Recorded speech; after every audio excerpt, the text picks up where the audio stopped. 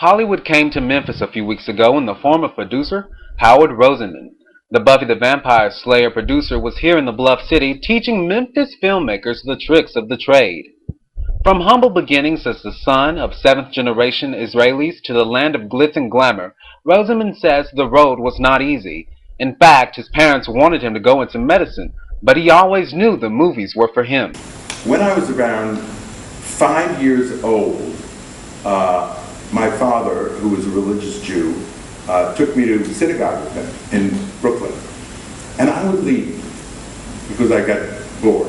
And what I would do is I would go up to my grandparents' apartment, which is right next door, and there was a charity box with the Jewish National Fund.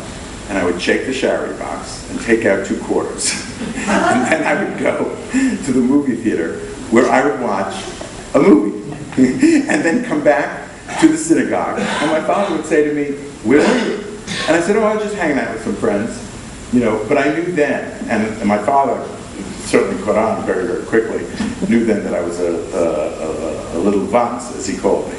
Rosenman took odd jobs here and there, including as a waiter at a discotheque owned by the wife of Richard Burton. The odd jobs would eventually pay off, and he would end up working for Sand Dollar, a production company owned by Tennessee country darling Dolly Parton. She's the nicest woman.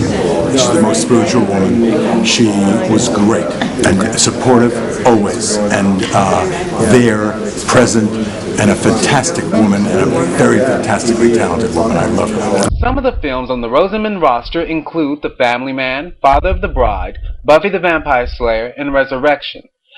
30-plus years in the business, and Rosenman says, success in the past does not guarantee success in the future. Every morning I wake up and I have to start over. It's like ground zero.